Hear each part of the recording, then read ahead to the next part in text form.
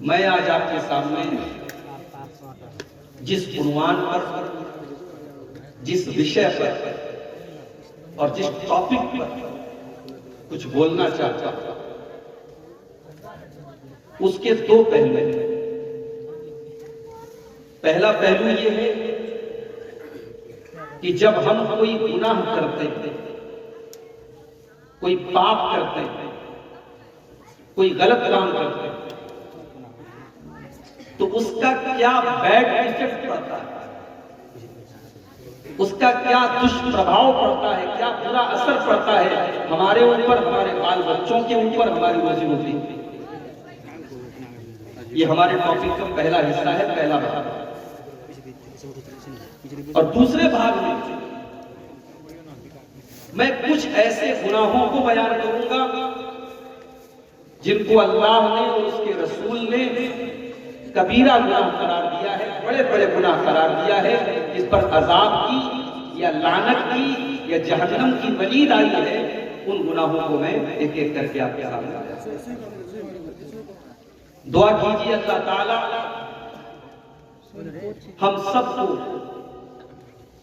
ہم سب یقیناً گنہگار ہیں، چھوٹے بڑے بہت سارے گناہ ہم سے ہوتے ہیں۔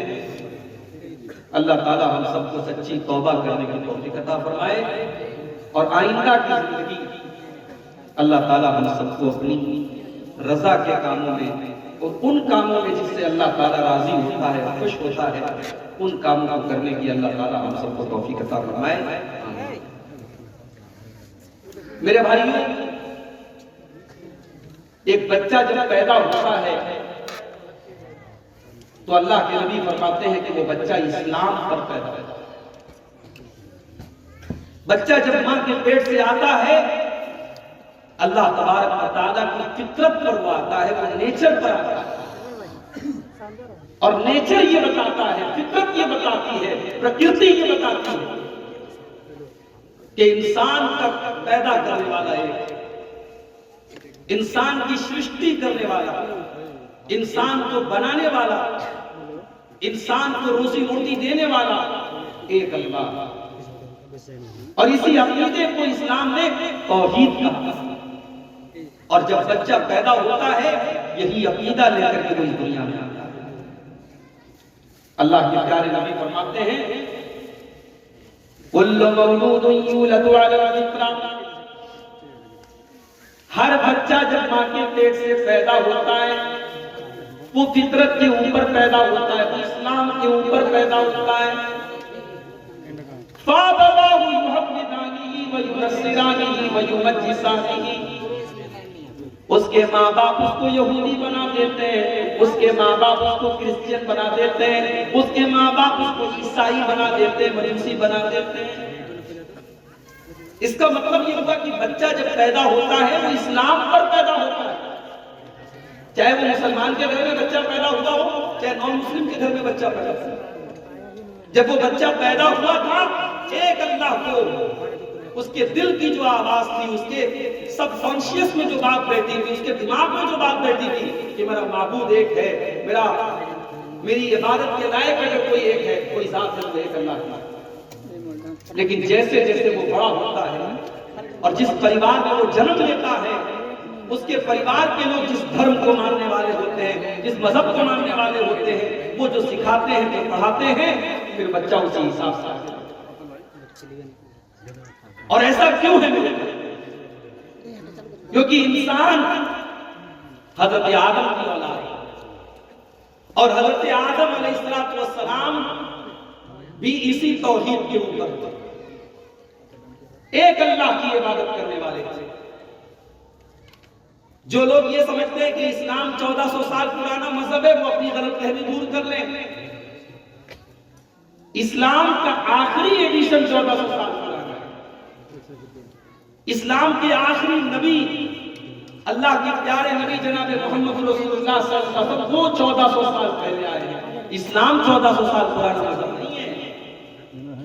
اسلام تو جب سے دنیا بنی ہے، جب سے اس دنیا میں انسان آیا ہے، جب سے مانو آیا ہے، جب سے منشیہ آیا ہے، تب سے اگر اس دنیا کا کوئی مذہب رہا ہے تو اسلام۔ اسی لیے ہمارے بہت سارے غیر مسلم بھائی جو مسلمانوں کو بہکا کر کے اپنے مذہب میں داخل کرنا چاہتے ہیں تو کہتے صاحب ہم گھر واپسی کرا رہے ہیں، ہم گھر واپسی کروا رہے ہیں، کیونکہ بھارت میں بہت سارے مسلمان ایسے تھے جو پہلے دوسرے مذہب کے ماننے والے تھے، مسلمان ہوں گے تو ہم ان کو اسلام سے نکال کر کے ان کی گھر واپسی کرا رہے ہیں۔ تو اپنے ان بھائیوں سے ہم کہنا چاہتے ہیں کہ گھر واپسی آپ نہیں کروا رہے، گھر واپسی تو وہ کروا رہا ہے جو کسی کو اسلام کی طرف بلا رہا ہے، کیونکہ ہمارے باپ آدم کا جو مذہب تھا، ہماری ماں حوا کا جو مذہب تھا وہی اسلام تھا۔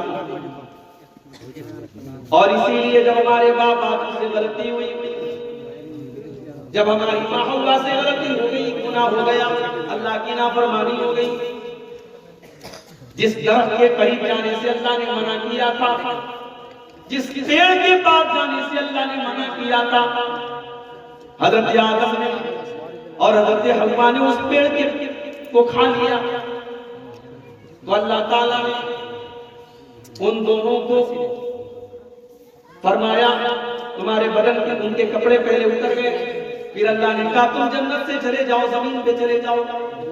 جب دونوں کے بدن سے کپڑے اتر گئے، دونوں کو یہ احساس ہوا کہ ہم نے بہت بڑی غلطی کر دی، ہم نے اللہ کو ناراض کر دیا، ہم نے اللہ کو ناخوش کر دیا۔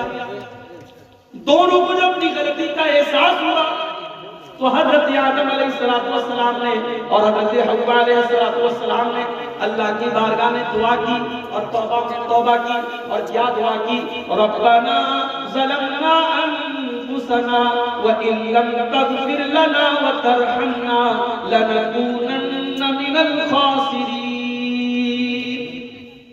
اے ہمارے پروردگار، ہم نے اپنی جان کے اوپر ظلم کیا ہے، ہم نے اپنے اوپر اتیاچار کیا ہے، اے اللہ ہم نے یہ غلطی کر کے، ہم نے تجھ کو ناراض کر کے، ہم نے خود اپنے اوپر ظلم کیا ہے، اور اے اللہ اگر تو نے نہیں معاف کیا اور تو نے نہیں بخشا تو اے اللہ ہم تو خسارہ اٹھانے والوں میں سے ہو جائیں گے، ہم تو نقصان اٹھانے والوں میں سے ہو جائیں گے۔ تو یہ حضرت آدم اور حضرت حوا نے دعا کیا، یہ دعا انہوں نے اللہ سے کی، اللہ کے سامنے ہاتھ پھیلایا، تو ہمارے باپ آدم اور ہماری ماں حوا نے جب ان سے غلطی ہوئی تو انہوں نے اللہ سے۔ اب یہاں پہ ذرا ایک فرق دیکھو میرے بھائی، آدم سے غلطی ہوئی، آدم نے اپنی غلطی کو مان لیا، حوا سے غلطی ہوئی، انہوں نے اپنی غلطی کو مان لیا، لیکن جب ابلیس نے اللہ کے حکم کے باوجود جب حضرت آدم کے آگے سجدہ کرنے سے انکار کیا تھا، اللہ نے پوچھا ما منعک ان تسجد لما خلقت بیدی، اے ابلیس جس آدم کو میں نے اپنے ہاتھوں سے پیدا کیا ہے، اے ابلیس تو آدم کو سجدہ کیوں نہیں کرتا؟ ابھی کھانا کھا کے فوراً آئے نہیں غلط سارا کوئی علاقہ۔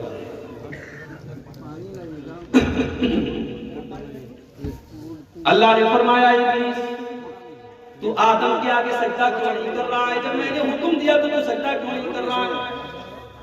تو جانتے ہو ابلیس نے کیا جواب دیا؟ قال انا خیر منہ خلقتنی من نار وخلقتہ من طین۔ کہا کہ اللہ میں آدم سے بہتر ہوں، میں آدم سے بہتر ہوں، تو نے مجھے آگ سے پیدا کیا ہے اور آدم کو مٹی سے پیدا کیا ہے۔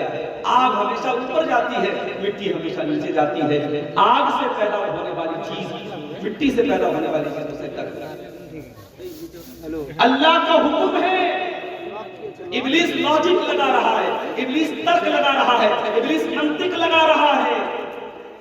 پتہ یہ چلا جب اللہ کا حکم آ جائے تو پھر لاجک نہیں لگا، جب اللہ کا فرمان آ جائے تب اپنا دماغ نہیں لگاتے، اللہ کا حکم ہے تو حکم۔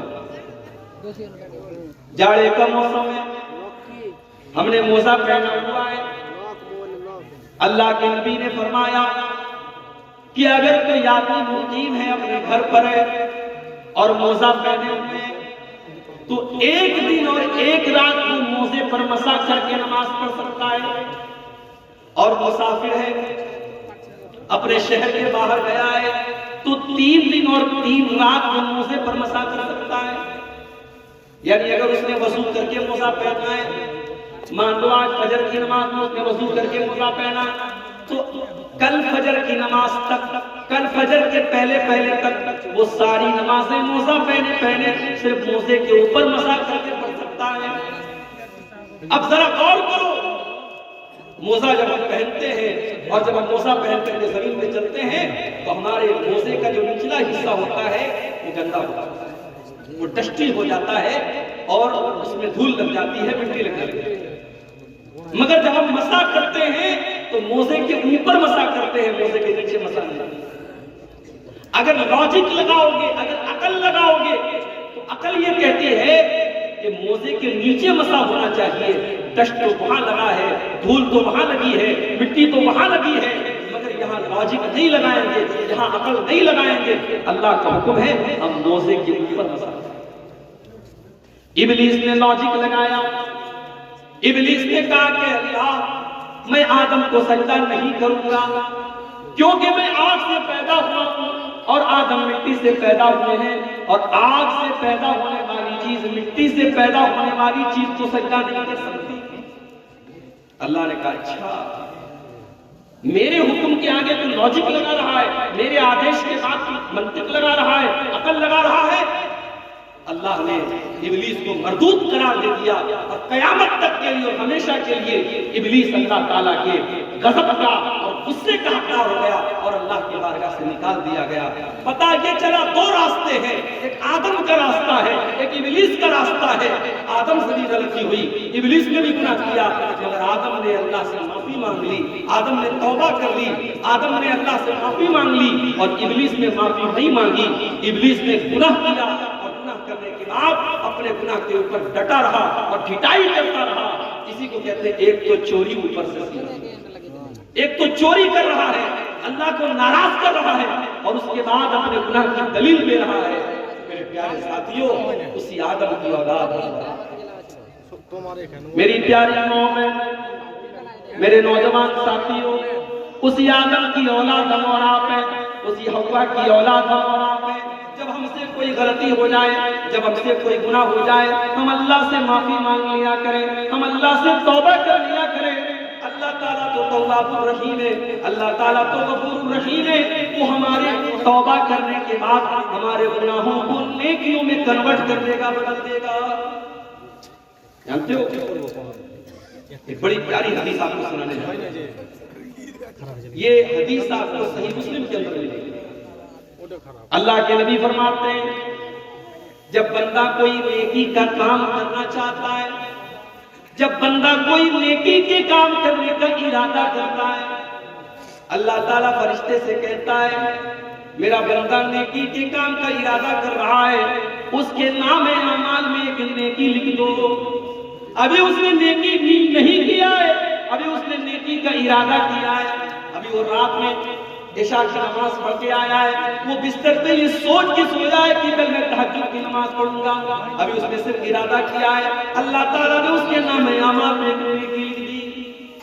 رات میں 2 بجے نیند کھلی، رات میں 3 بجے نیند کھلی، وہ آج کے نوجوانوں کی طرح تو نہیں ہوگا جو رات کو 2 بجے تک اور 3 بجے تک لڑکیوں سے چیٹنگ کرنے میں اپنا ٹائم بتا رہے۔ وہ عشاء پڑھ کے بیچارہ سویا ہے، میں رات میں تہجد پڑھوں گا، رات میں 2 بجے اٹھتا ہے اور اللہ کی بارگاہ میں تہجد پڑھتا ہے۔ اگر وہ تہجد پڑھ لے گا تو اللہ کے نبی فرماتے ہیں اس کے نام اعمال میں 10 نیکیوں کا ثواب ملتا ہے۔ اس نے 8 رکعت تہجد کی نماز پڑھی لیکن اس کو ثواب ملے گا 80 رکعت پڑھنے کا، اس کو 10 گنا زیادہ ثواب ملے گا۔ صرف ارادہ کر کے سویا تھا، اللہ نے ایک نیکی لکھ دی، اور جب وہ کام کر لیا اللہ نے 10 نیکی کا ثواب اس کو دے دیا۔ اس کے اپوزٹ میں اب ذرا غور سے سنیے گا، اللہ کتنا رحمان ہے اور کتنا کرپالو ہے اور کتنا دیالو ہے، اس کی کرپائیں کتنی بڑی، اس کی دیا کتنی بڑی ہے، اس کی رحمت کتنی بڑی ہے، ذرا اس حدیث سے اندازہ لگاؤ میرے پاس۔ اللہ کے نبی فرماتے ہیں اگر بندہ کسی گناہ کے کام کا ارادہ کرتا ہے، کسی غلط کام کا ارادہ کرتا ہے، کوئی بھی غلط کام کرنے کا ارادہ کرتا ہے، اللہ فرشتوں سے کہتا ہے رک جاؤ، ابھی بندے نے ارادہ کیا ہے ابھی اس نے گناہ کا کام نہیں کیا ہے، اس نے غلط کام نہیں کیا ہے۔ جب تک میرا بندہ وہ گناہ کا کام نہ کر دے، جب تک وہ غلط کام نہ کر دے، اس کے نام اعمال میں تم گناہ مت لکھنا۔ دیکھو نیکی کا ارادہ کیا تھا، نیکی کا ثواب اللہ نے لکھ دیا تھا، مگر گناہ کا ارادہ کیا ہے، ابھی اللہ نے گناہ کا اس کے نام اعمال میں گناہ کو نہیں لکھا، منع کر دیا فرشتوں سے۔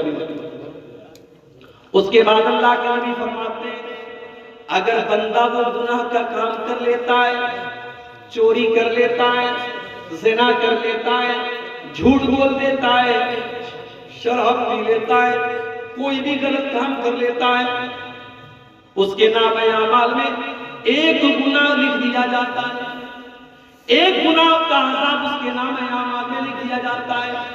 لیکن اگر ارادہ کرنے کے بعد اگر بندہ گناہ سے بچ جائے اور گناہ نہ کرے تو ذرا اس اللہ کی رحمت دیکھو، اللہ فرشتوں سے کہتا ہے میرے بندے نے میرے ڈر سے اس گناہ کو چھوڑ دیا ہے، میرا ڈر اس کے دل میں پیدا ہو گیا اور اس نے گناہ کا ارادہ کر کے گناہ نہیں کیا ہے۔ اے فرشتوں اس کے نام اعمال میں ایک نیکی لکھ دو، اس نے گناہ کا ارادہ کر کے گناہ نہیں کیا، اس نے میرے ڈر سے ایسا نہیں کیا، اے میرے فرشتوں اس کے نام اعمال میں ایک نیکی لکھ دو۔ یہ ہے اس اللہ کی رحمت۔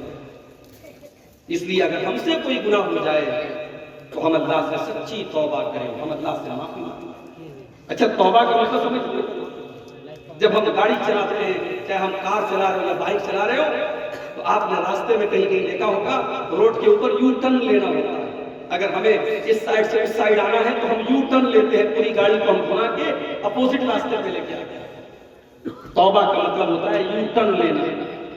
توبہ کا مطلب ہوتا ہے آپ اللہ تعالیٰ کے راستے سے بھٹک گئے تھے، صراط مستقیم سے بھٹک گئے تھے، اب آپ یو ٹرن لے رہے ہیں، آپ اللہ کے راستے پر واپس لوٹ۔ اس لیے اللہ تعالیٰ قرآن کریم میں فرماتا ہے اِلَّا مَن تَابَ وَآمَنَ وَعَمِلَ عَمَلًا صَالِحًا فَأُولَٰئِكَ يُبَدِّلُ اللَّهُ سَيِّئَاتِهِمْ حَسَنَاتٍ۔ جو توبہ کر لے، جو ایمان لے آئے اور جو نیک عمل کر لے، ہم اس کے گناہوں کو نیکیوں میں بدل دیں گے۔ کل تک وہ شراب پیا کرتا تھا، کل تک وہ زنا کیا کرتا تھا، کل تک وہ جھوٹ بولا کرتا تھا، کل تک وہ حرام کام کیا کرتا تھا، آج اس نے سچی توبہ کر لی، آج اس نے اللہ سے معافی مانگ لی، آج وہ نیک عمل کرنے لگا، آج اس نے اپنے آپ کو سدھار لیا، تو اللہ تعالیٰ اس کو معاف بھی کر دے گا اور اس کے سارے گناہوں کو نیکیوں میں بدل دے گا۔ اس اللہ کا کرم دیکھو، اس اللہ کی رحمت کا دریا دیکھو، فَأُولَٰئِكَ يُبَدِّلُ اللَّهُ سَيِّئَاتِهِمْ حَسَنَاتٍ۔ دنیا میں اگر ہمارا ایک باپ کا اگر بیٹا کوئی غلطی کر دے اور بیٹا کے باپ سے کہ ابا مجھ سے غلطی ہو گئی، بچہ غلطی کر دے، ماں سے آ کے کہ اب میں غلطی ہو گئی، تو ماں معاف کر دیتی ہے، بیٹا معاف کرتا ہے۔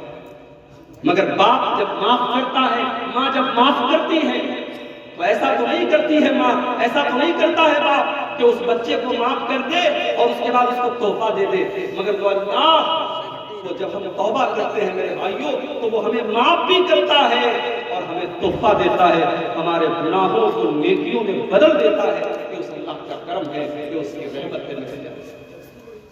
اس لیے کبھی بھی کتنا بھی انسان گنہگار ہو اسے اللہ کی رحمت سے مایوس نہیں ہونا چاہیے۔ اگر آپ کو لگتا ہے کہ میں بہت گنہگار ہوں اور میری دعا اللہ تعالیٰ نہیں سنے گا، تو آؤ قرآن کی میں وہ آیت پڑھتا ہوں۔ یہی وہ آیت ہے جس کے بارے میں عبداللہ بن مسعود کہا کرتے تھے ارجا آیت فی کتاب اللہ، یہ قرآن کی ایسی آیت ہے جو گنہگاروں کو امید دلاتی ہے، آشا دلاتی ہے، گنہگاروں کے دل میں اللہ تعالیٰ سے معافی مانگنے کی آشا پیدا کرتی ہے۔ قُلْ يَا عِبَادِيَ الَّذِينَ أَسْرَفُوا عَلَىٰ أَنفُسِهِمْ لَا تَقْنَطُوا مِن رَّحْمَةِ اللَّهِ إِنَّ اللَّهَ يَغْفِرُ الذُّنُوبَ جَمِيعًا۔ اے میرے بندو، اگر تم نے گناہ کر کے اور پاپ کر کے اپنے اوپر اتیاچار کر لیا ہے، ظلم کر لیا ہے، لا تقنطوا من رحمت اللہ، تم اللہ کی رحمت سے مایوس نہ ہونا، تم اللہ کی رحمت سے نراش نہ ہونا، تم اللہ کی رحمت سے تم نا امید مت ہونا، اللہ تمہارے تمام گناہوں کو معاف کر دے گا۔ اللہ کے نبی ایک واقعہ بیان، بنی اسرائیل میں ایک آدمی تھا جس نے 99 لوگوں کا مرڈر کیا تھا، 99 لوگوں کا اس نے خون کیا تھا۔ 99 لوگوں کا مرڈر کرنے کے بعد اس کے دل میں خیال پیدا ہوا کہ میں بہت گنہگار ہوں، مجھے اللہ سے معافی مانگ لینی چاہیے، توبہ کرنا۔ اس کے دل میں توبہ کا خیال آیا، اس نے کسی سے پوچھا میں توبہ کرنا چاہتا ہوں، کیا کروں؟ کسی نے کہا کہ فلاں کے پاس چلے جاؤ، وہ اس دور کا سب سے بڑا عالم ہے، اس کے پاس چلے جاؤ، وہ تمہیں کوئی راستہ بتائے گا۔ بخاری کے الفاظ ہیں، وہ 99 لوگوں کا قاتل، وہ ڈاکو اس آدمی کے پاس پہنچا جو بہت بڑا راہب تھا، بہت بڑا عبادت گزار تھا، مگر عالم نہیں تھا۔ لوگ اس کو عالم سمجھتے تھے مگر وہ عالم نہیں تھا، عالم نہیں تھا، بہت بڑا عابد تھا، بہت عبادت گزار تھا۔ 99 لوگوں کا مرڈر کرنے کے بعد اس کے پاس پہنچا، کہ مولوی صاحب، امام صاحب، میں نے 99 لوگوں کا مرڈر کیا ہے اور اب میرے دل میں توبہ کا خیال آیا ہے، میں توبہ کرنا چاہتا ہوں، میں اللہ سے معافی مانگنا چاہتا ہوں، کیا میری توبہ اللہ تعالیٰ قبول کرے گا؟ اب دیکھو، مسئلہ ہمیشہ عالم سے پوچھنا چاہیے۔ وہ عالم نہیں تھا، وہ راہب تھا۔ راہب الگ ہوتا ہے، عالم الگ ہوتا ہے۔ ہو سکتا ہے ایک آدمی بہت بڑا عبادت گزار ہو، راتوں میں تہجد پڑھتا ہو، دن میں روزہ رکھتا ہو، مگر یہ ضروری نہیں ہے، یہ آوشیک نہیں ہے کہ وہ عالم بھی ہو۔ بھئی آپ بیمار ہوتے ہیں، آپ ڈاکٹر کے پاس جاتے ہیں، اور ڈاکٹر کے پاس بھی اس ڈاکٹر کے پاس جاتے ہیں جس کے پاس آپ کی بیماری کا علاج ہے، جو اسپیشلسٹ ہو۔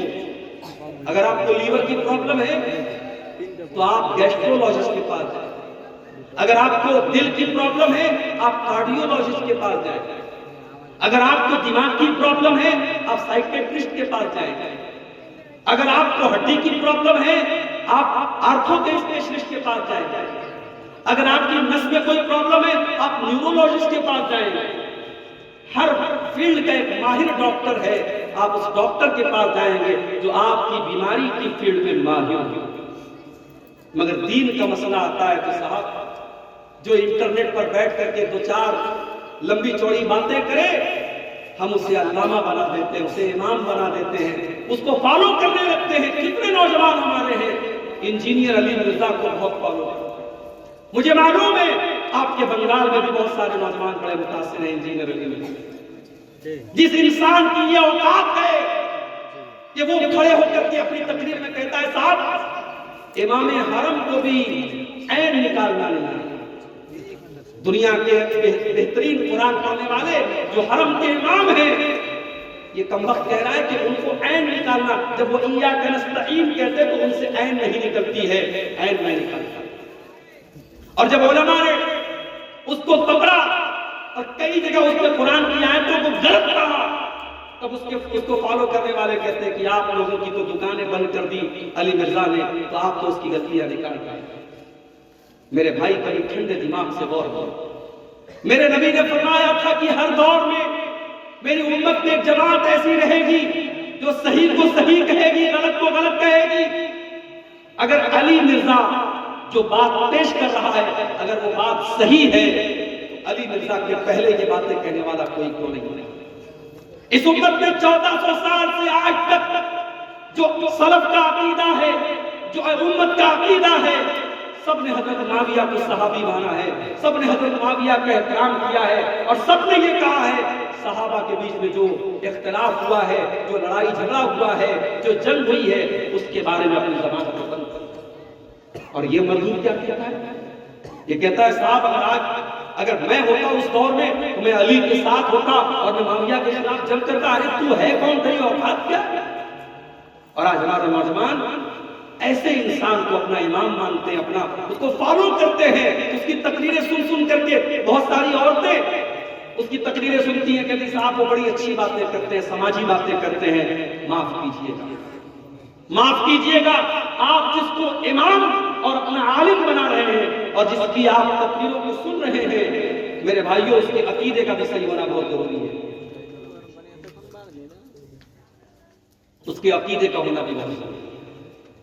آپ اگر کسی کی تقریر سن رہے ہیں، آپ اس کو اپنے دین کا ٹیچر بنا رہے ہیں، اور ٹیچر ہر رتو خیر کو نہیں بنایا جاتا، ٹیچر اس کو بنایا جاتا ہے جو ہمارے سبجیکٹ کا ماہر ہو۔ ہم سائنس پڑھنے جاتے ہیں تو میتھ کے ٹیچر کے پاس نہیں جاتے، میتھ پڑھنے جاتے تو انگلش کے ٹیچر کے پاس نہیں جاتے، انگلش پڑھنے جاتے تو ہسٹری کے ٹیچر کے پاس نہیں جاتے، ہم سبجیکٹ کے ٹیچر سے ہم کانٹیکٹ کرتے ہیں اور اس سے ہم علم لیتے ہیں۔ میرے بھائیوں، دین کا علم علماء سے، اور جب علماء کی بات آئی ایک اور درد میرے دل میں ہے، وہ آج آپ کے سامنے بیان ہے۔ ماشاءاللہ کلیا چک کا علاقہ پورے ہندوستان میں اس کی اپنی ایک پہچان ہے۔ ہم نے دیکھا تھا جب پورے ملک میں ناانصافی کے خلاف دھرنا پردرشن ہو رہا تھا، اسی کلیا چک میں بہت بڑے پیمانے پر وروධ پردرشن ہوا تھا۔ یہاں کے مسلمانوں کی اپنی ایک آواز ہے، یہاں کے مسلمانوں کی اپنی ایک طاقت مانی جاتی ہے، مگر آپ کے علاقے میں ایک امام صاحب نے مجھ سے کہا 15 سال سے میں ایک مسجد پر امامت کر رہا ہوں، 15 سال سے ایک مسجد پر میں نماز پڑھا رہا ہوں، اور سرکاری 3000 کے علاوہ مسجد کے لوگ مجھے 6000 روپیہ یعنی ٹوٹل 9000 روپیہ مہینے میں اپنی گزر بسر کر رہا ہوں۔ اور جب میں نے اپنا مکان بنوایا تو مسجد کے متولی صاحب مجھ سے ناراض ہوئے اور کہنے لگے تم کتنا پیسہ پاتے ہو، تم نے مکان بنایا؟ یعنی ہم یہ چاہتے ہیں ہماری مسجد کا امام ہمیشہ بھکاری بنا رہے، اس کے پاس اپنے رہنے کا مکان نہ بنا۔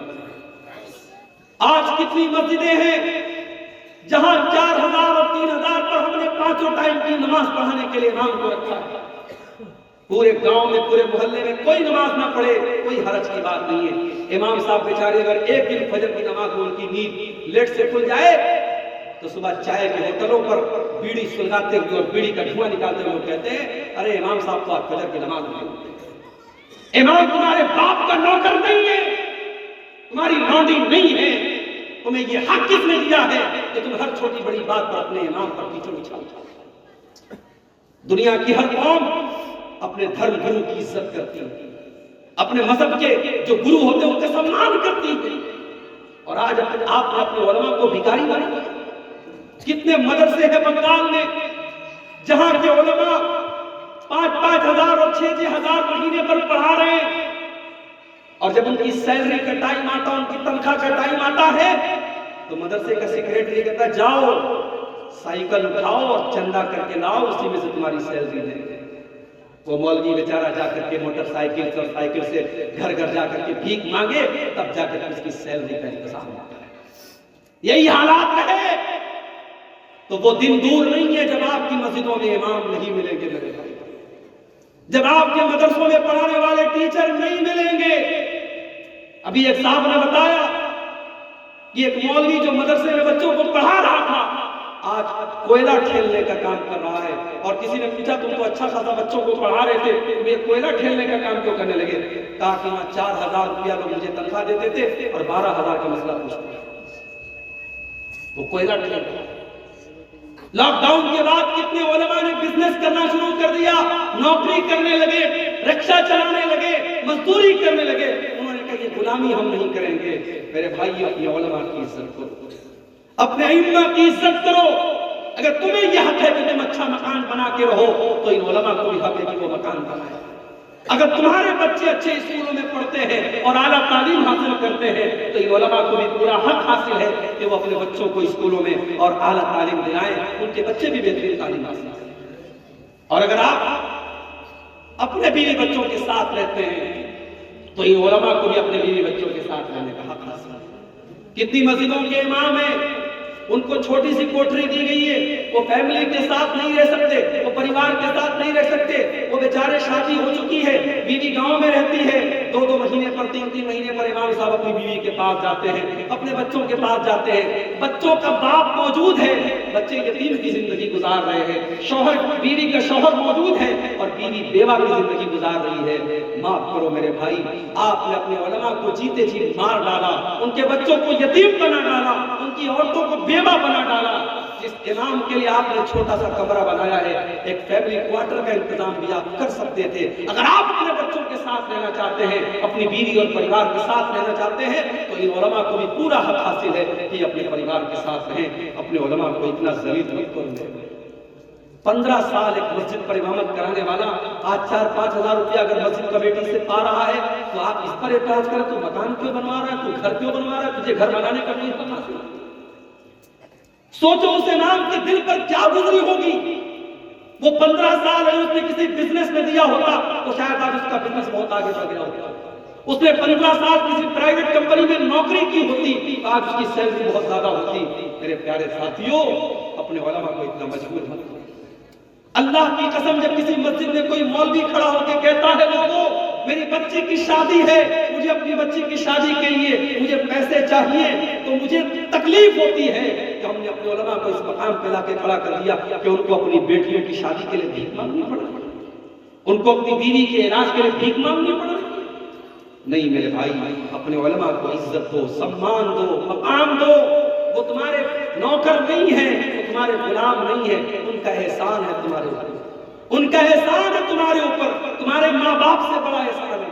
تمہارے ماں باپ تو تمہیں پالتے ہیں، تمہیں پوستے ہیں، تمہیں جنم دیتے ہیں، مگر یہ علماء تمہیں دین سکھاتے ہیں، تمہیں نماز پڑھاتے ہیں، تمہیں حلال بتاتے ہیں، تمہیں حرام بتاتے ہیں، تمہیں جائز بتاتے ہیں، تمہیں ناجائز بتاتے ہیں. ان علماء کو ان کا مقام تو میرے بھائی. وہ 99 لوگوں کا جو قاتل تھا وہ جب پہنچا عالم کے پاس نہیں پہنچا، عابد کے پاس پہنچا. وہ بہت بڑا عبادت گزار تھا مگر عالم نہیں تھا. اس سے جا کے کہا کہ صاحب میں نے 99 لوگوں کا مرڈر کیا ہے اور اب میں توبہ کرنا چاہتا ہوں. میں کیا کروں؟ اب چونکہ وہ عالم نہیں تھا تو اس نے مسئلہ غلط بتایا. عالم ہوتا تو شاید غلط نہ بتاتا. علماء سے بھی غلطی ہو سکتی ہے مگر ظاہر ہے جس کے پاس علم نہیں ہے اس کی غلطی ہونے کا چانس زیادہ ہے.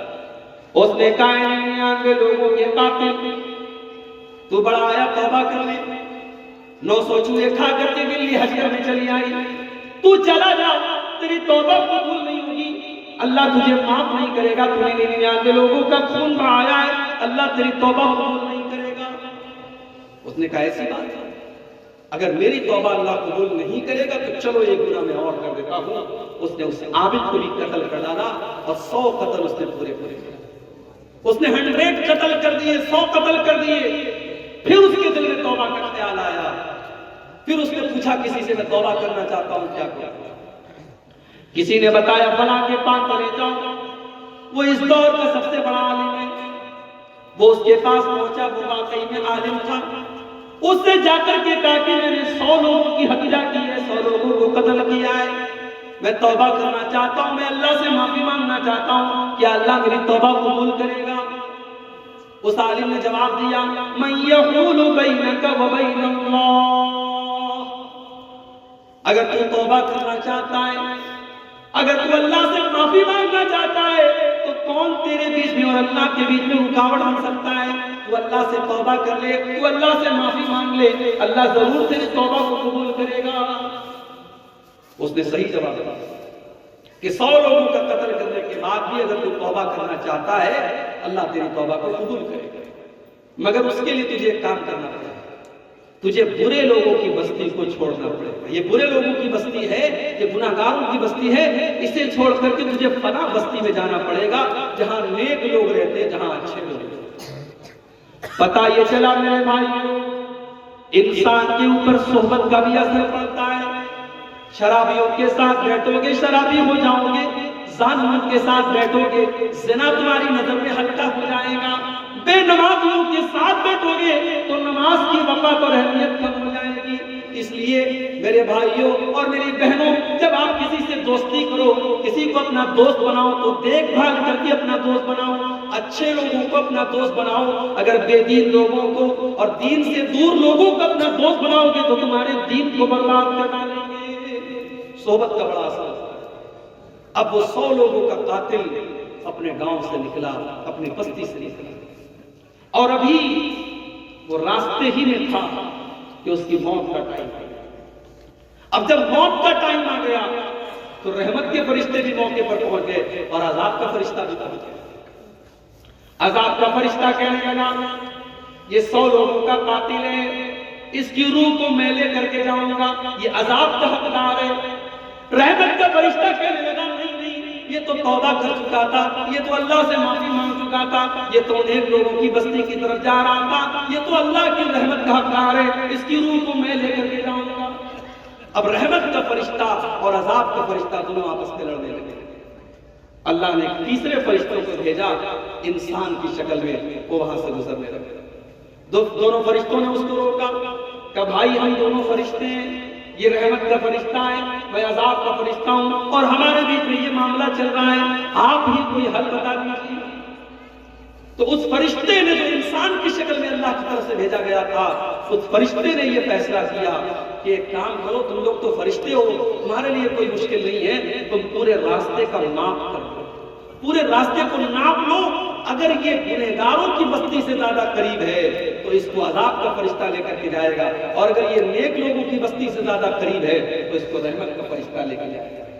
جب دونوں فرشتوں نے راستے کو ناپا ہے، حدیث کے الفاظ ہیں میرے پیارے ساتھیوں، اللہ کے نبی فرماتے ہیں کہ وہ ایک بالش، یہ جو ہاتھ کے پنجے کا جو یہ ماپ ہوتا ہے، اس کو اردو میں بالش کہتے ہیں، ہمارے یہاں اردو میں بتا بولتے ہیں، ایک بتا یا ایک بالشت جو ہے وہ انسان، وہ 100 لوگوں کا جو قاتل تھا، وہ نیک لوگوں کی بستی سے زیادہ قریب تھا، اللہ کی رحمت کا فرشتہ اس کو لے کے گیا ہے۔ اس لیے گناہ جتنے بھی زیادہ ہو جائیں، اللہ کی رحمت سے انسان کو مایوس نہیں ہونا چاہیے، توبہ کرنا چاہیے، اللہ سے معافی مانگنا چاہیے۔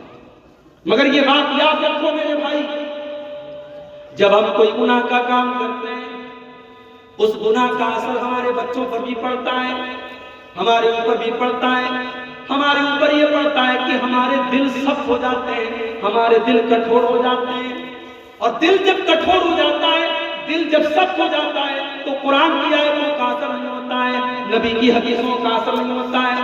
آج رات رات بھر جلسے ہو رہے ہیں، جمعہ کے اندر خطبے ہو رہے ہیں، تقریریں ہو رہی ہیں، مگر دل کے اوپر کوئی اثر نہیں پڑ رہا ہے، کیونکہ دل سخت ہو چکا ہے، دل کٹھور ہو گیا ہے، دل سخت۔ اسی لیے اللہ نے قرآن کے پہلے پارے میں جب بنی اسرائیل کا ذکر کیا تو فرمایا ثم قست قلوبکم من بعد ذلک فہی کالحجارۃ او اشد قسوا۔ اے یہودیوں، تم نے اللہ کو اتنا ناراض کیا، تم نے اللہ کو اتنا ناراض کیا کہ گناہ کرنے کی وجہ سے تمہارے دل سخت ہو گئے، اور اتنے سخت ہو گئے فہی کالحجارۃ او اشد قسوا، تمہارے دل تو پتھروں سے بھی زیادہ سخت ہو گئے، دل کٹھور ہو گیا ہے۔ تقریریں سن رہے ہیں ہم، دل کے اوپر سب نہیں پڑ رہا ہے، ہم بیان سن رہے ہیں، قرآن کی آیتیں سن رہے ہیں، مگر دل کے اوپر سب نہیں پڑ رہا ہے۔ تو دل کو اگر سختی سے بچانا ہے تو گناہ سے بچنا پڑے گا۔ اسی لیے اللہ کے نبی فرماتے ہیں جب بندہ کوئی گناہ کرتا ہے، نُکِتَتْ فِی قَلْبِهِ نُقْطَةً سَوْدَاء، اس کے دل کے اوپر ایک کالے رنگ کا نقطہ ڈال دیا جاتا ہے، ایک کالے رنگ کا دھبا ڈال دیا جاتا ہے۔ اگر بندہ توبہ کر لیتا ہے، اگر بندہ اللہ سے معافی مانگ لیتا ہے، وہ کالے رنگ کا دھبا مٹا دیا جاتا ہے، اور اگر بندہ دوبارہ وہ گناہ کرتا ہے، وہ کالے رنگ کے دھبے اور بڑھتے چلے جاتے ہیں، حتیٰ تَعْلُوَ قَلْبُهُ، یہاں تک کہ اس کے پورے دل کے اوپر چھا جاتے ہیں۔ جب بندہ گناہ پر گناہ کرتا چلا جاتا ہے، اس کا پورا دل کالا ہو جاتا ہے، اور جب دل کالا ہو جاتا ہے تو انسان کا دل کیسا ہو جاتا ہے؟ کَلَّا بَلْ رَانَ عَلَىٰ قُلُوبِهِم مَّا كَانُوا يَكْسِبُونَ، انسان کے گناہ اس کے دل کے اوپر چھا جاتے ہیں، پھر دل کے اوپر کوئی اثر نہیں پڑتا ہے۔ تو اس لیے اگر گناہ کریں گے ہم تو ہمارے دل سخت ہو جائیں گے، یہ گناہ کا پہلا نقصان۔ گناہ کا دوسرا نقصان، انسان اگر گناہ کرے گا اس کی روزی روٹی پر اثر پڑے گا، اس کے مقدر میں جو روزی ملنے والی تھی، اس کی دکان پہ جو کسٹمر آنے والا تھا، اس کے کاروبار میں جو منافع اور پروفٹ ہونے والا تھا، وہ اللہ تعالیٰ ہٹا لیتا ہے، چھین لیتا ہے۔ ان العبد لیحرم الرزق بذنب یصیبہ، بندہ اپنے گناہ کی وجہ سے اپنی روزی روٹی سے محروم کر دیا جاتا ہے، انسان کی روزی روٹی پر اثر پڑتا ہے۔ اسی لیے اگر انسان نیکی کا راستہ اختیار کرے گا، تقویٰ کا راستہ اختیار کرے گا، تو اللہ اس کو روزی روٹی کے دروازے بھی اس کے لیے کھول دے گا۔ وَمَن يَتَّقِ اللَّهَ يَجْعَل لَّهُ مَخْرَجًا وَيَرْزُقْهُ مِنْ حَيْثُ لَا يَحْتَسِبُ، جو اللہ سے ڈرے گا اللہ تعالیٰ اس کے لیے ضرور کوئی نہ کوئی راستہ نکالے گا، اور اللہ وہاں سے روزی دے گا، انسان سوچ بھی نہیں سکتا کہ کہاں سے روزی آ رہی ہے۔ روزی کے راستے کھول دے گا اللہ تعالیٰ۔ آج ہمارا نوجوان کہتا ہے شیخ صاحب نوکری نہیں ملی، شیخ صاحب بزنس کر رہے ہیں۔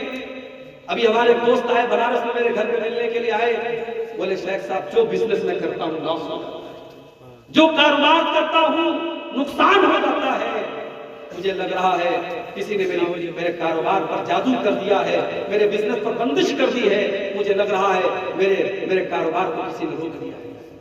تو میں نے ان کو سمجھایا، میں نے کہا پہلے آپ غور کیجیے، کہیں ایسا تو نہیں کوئی گناہ کا کام ہو رہا ہے گھر کے اندر، کوئی اللہ کو ناراض کرنے والا کام تو نہیں ہو رہا ہے؟ اگر انسان گناہوں کی دنیا میں اور گناہوں کے دلدل میں اگر پڑا ہے، گھر میں زنا ہو رہا ہے، گھر میں بے حیائی ہو رہی ہے، گھر میں گانا بج رہا ہے، گھر میں اللہ کو ناراض کیا جا رہا ہے، تو آپ کے بزنس پر اور آپ کے کاروبار پر اس کا برا اثر پڑے گا میرے بھائی، کیونکہ اللہ کے نبی فرماتے ہیں ان العبد لیحرم الرزق بذنب یصیبہ، بندہ اپنے گناہ کی وجہ سے اپنی روزی سے نہیں ملتا، اور اللہ تعالیٰ کا کلام سچا ہے، اللہ کبھی جھوٹ نہیں بولتا۔